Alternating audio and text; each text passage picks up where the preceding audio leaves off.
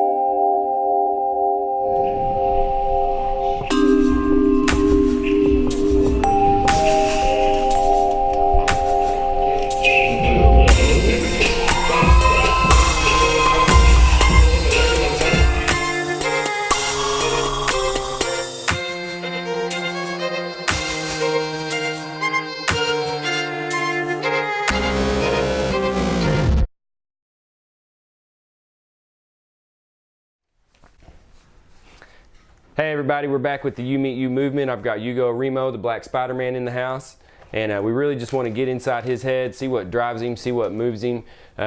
He's a pro bodybuilder, pro fitness model, black belt jiu-jitsu instructor, MMA coach. Am I leaving anything out? Navy veteran. Navy veteran, done a little bit of everything, seen a lot of life, and I think his story is really going to help a lot of people get outside their comfort zone. So Hugo, that's really what we want to find out, what drives you, what inspires you. Let's just start off from how everything happened, where everything originated for you as far as this journey. Well, for me, originally born in Lagos, Nigeria. Me and my family, we came to America when I was 5 years old. And from an early age, I was always very active, big into sports, played soccer, ran track. Played football in middle school, and then I started slowly getting into basketball, and then after the military, I got into Brazilian Jiu-Jitsu, and that's where I got into mixed martial arts, and now I'm a pro fitness competitor. So take us back through that move, and you said it was from Nigeria. What was that transition like as far as moving from somewhere so far away into a place like Houston, Texas? Well, coming over here, we had it was pretty hard. Growing up, I had to, I didn't speak English. English was a second language to me. So I had to, my parents put me in ESL, English for second language. And that was here where you learned English? Yes. It wasn't before? No. And, it was tough growing up, being bullied, picked on by kids and stuff, because I was always a really small, timid, shy kid, And coming to America, having the name Hugo, it just led to a lot of like just being made fun of and stuff like that. Plus, we were really, really poor. My family, my dad had to work 3 jobs. My mom was working 3 jobs, going to school. Trying to, take care of me and my cousin Best, who was living with us at the time, and and it was tough. It was tough. Now, where do you get your name from? Is that? Well, Hugo is a Nigerian name. It means the chosen one, kind of like Jesus Christ, the Savior, the Son, the golden. Man, that's deep. I did not know that. Yeah, it's Hugo, full name Chuku. Okay. Like Chuku is like God, you know, like that. So. Wow, a lot of heritage there. That's incredible. Yeah, I mean, I was blessed with a good name, and it's something different. I know it's, you know, that's one of the things that, especially in the gym, you know, trying to remember everybody's name. Yours was one that I never forgot. And so from the time you moved here from Nigeria, you've been in Houston ever since? Yes, except for like when I graduated high school, that's when I joined the military. And then what branch of the military? Navy. Yeah, I did 4 years in the United States Navy. So. What did it consist of in the Navy? Did you learn a skill or a trade or anything through that time period? Yes, I was a hospital corpsman. That's the equivalency of a paramedic or an RN. Pretty much I was a medical technician, med tech or whatever, you know. Marines, they don't have their own medical personnel. So what they do is they train Navy to be Marine doctors. I did not know that. Yeah.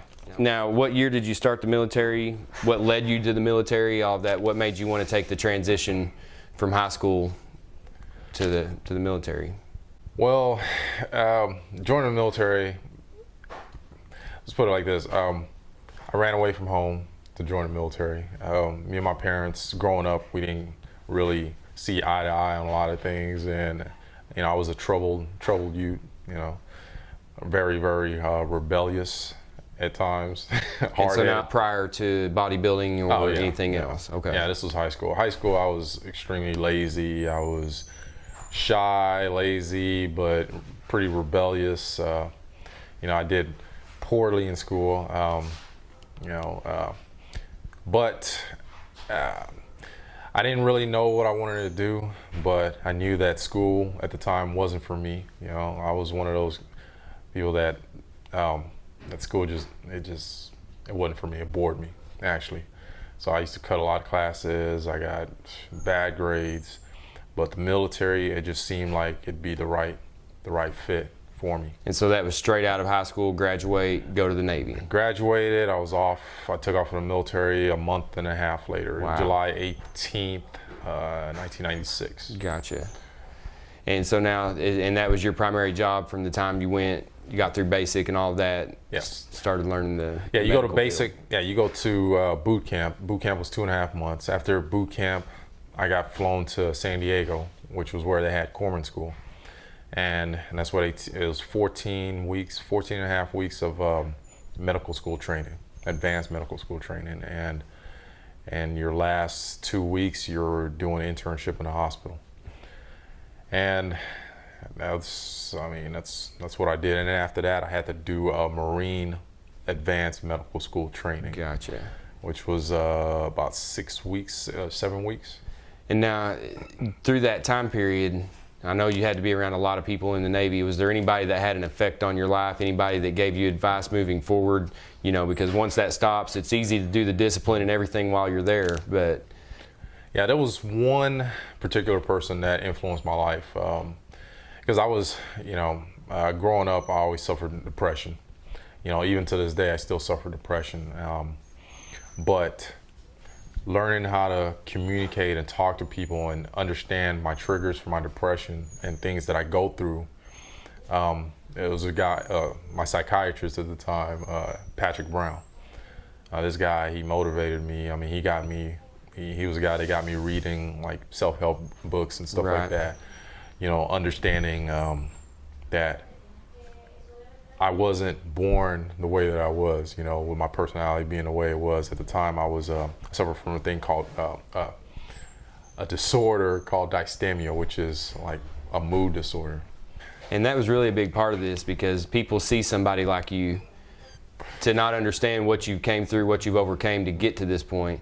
You know, there's so many people dealing with stuff just like that they think this is just where they're at and there's no hope or anything like that.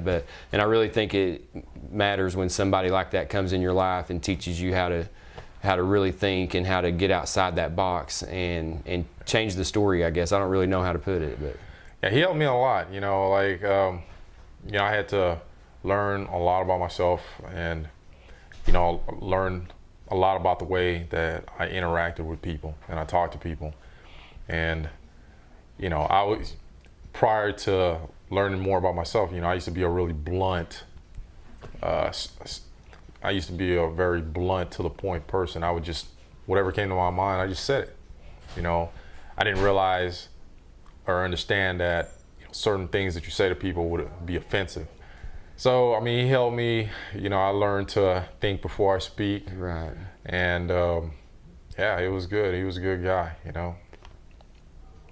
So going back to the bodybuilding and everything, through the Navy, through high school, were you always this size? Did you always carry this kind of frame? Oh, no. This is just like a 3-year transformation for me. When I was a freshman in high school, I was 4'9", 92 pounds. So growing up, I was always a smaller kid, the kid that got picked on, bullied, made fun of, stuff like that, the shy, quiet kid and stuff.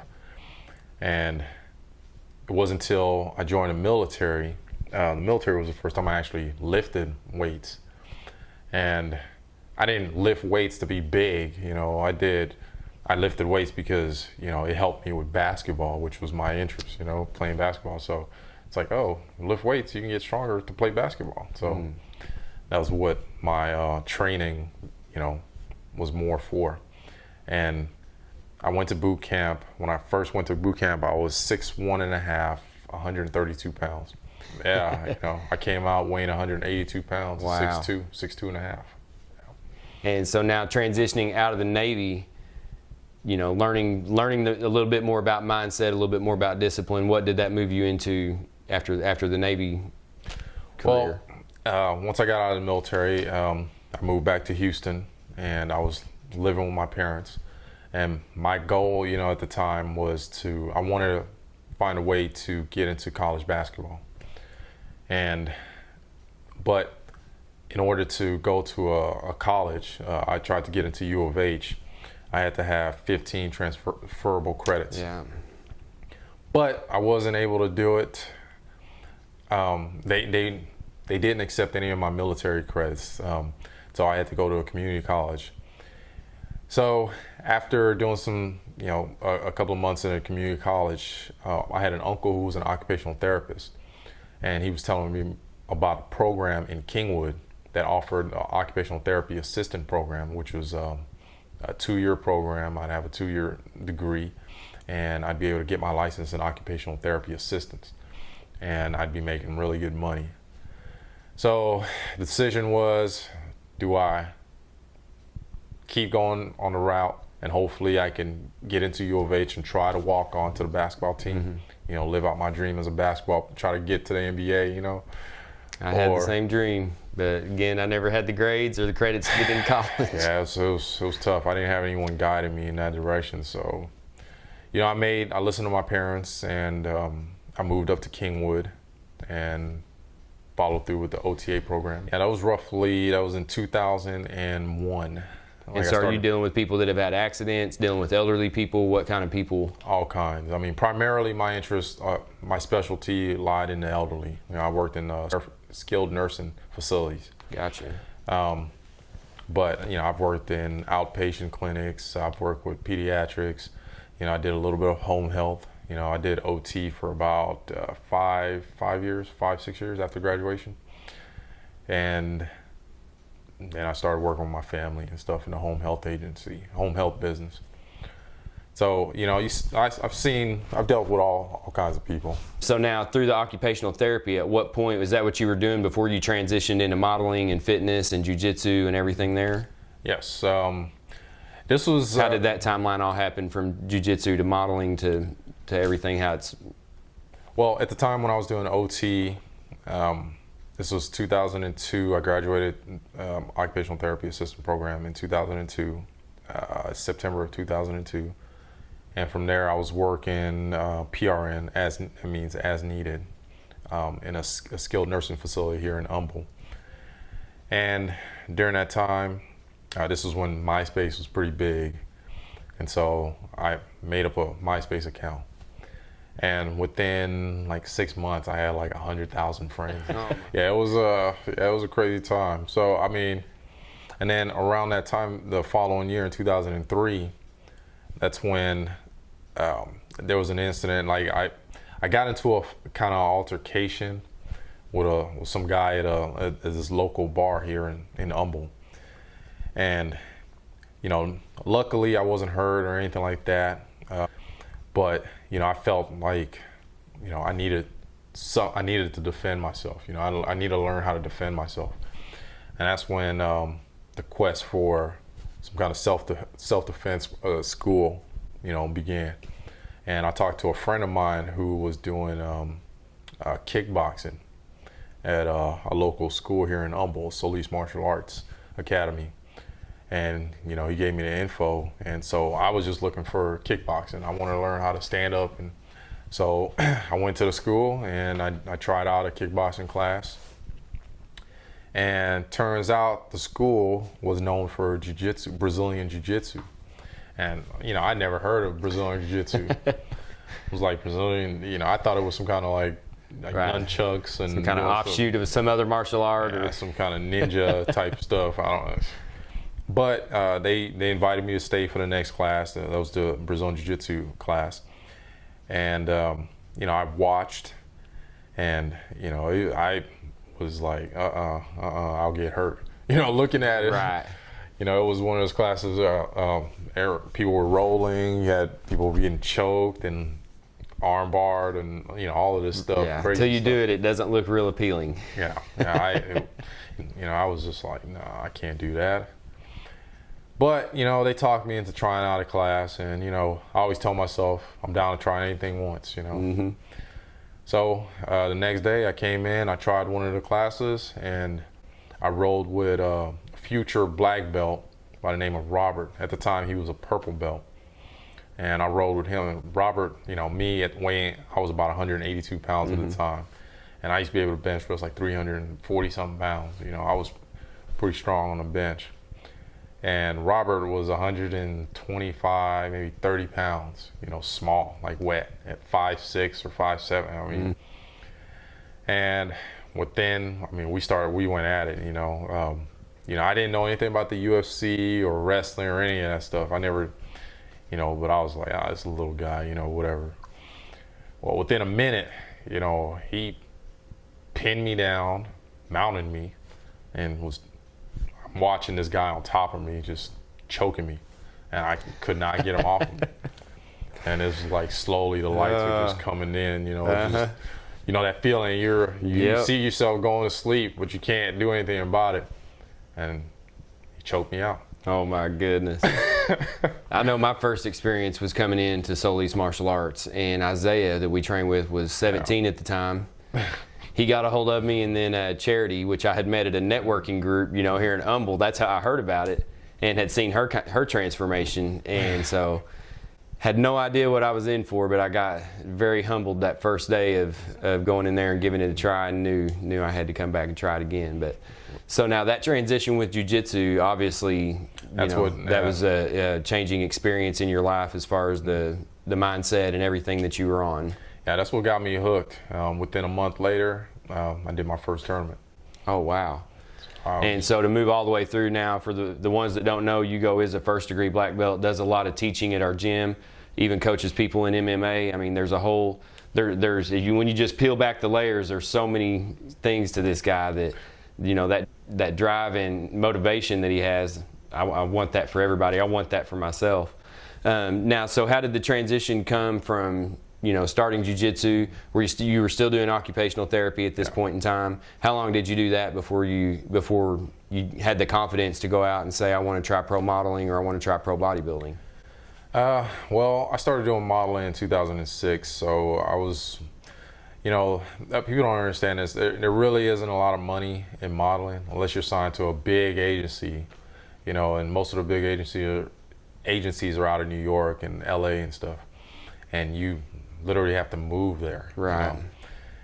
And so I wasn't sure if I wanted to move out of Houston, because I love Houston, but I wanted to get into modeling, and I wanted to try to see if I could, do it, make some money out of it and stuff like that, get in some magazines. That was my goal.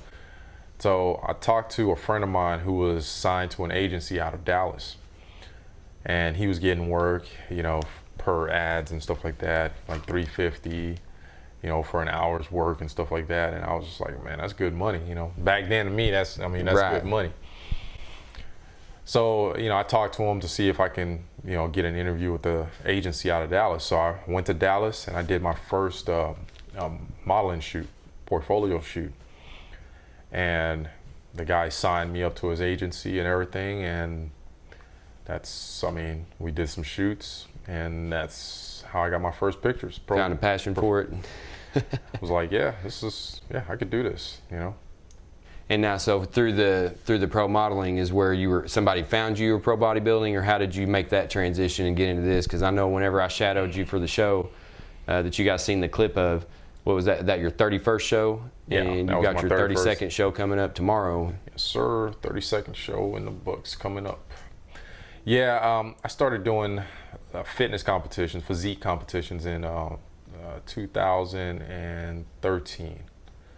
So that was my first show. Like there was a guy that I trained with by the name of Sam, and Sam told me about the men's physique category of the NPC, and he told me I'd be perfect for the division. He's like, man, you got abs, you'd be perfect for it. So, I was kind of skeptical about doing bodybuilding, Right. because I'm a lean guy. I'm weighing 90 pounds, 92 pounds at this time, real, Right. and I was probably lifting weights maybe 3 times a week at the most, I wasn't trying to be big because I was still heavily into competing in Jiu-Jitsu.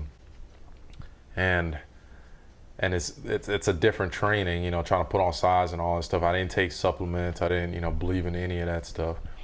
So, I was kind of hesitant about it, but he was telling me that it's the best way, if I ever want to get into a fitness magazine, it's the best way to do it. So that's when I decided, to go ahead and enter my first show. And that was July of 2013. Wow, what a journey in just 3 years. Yeah.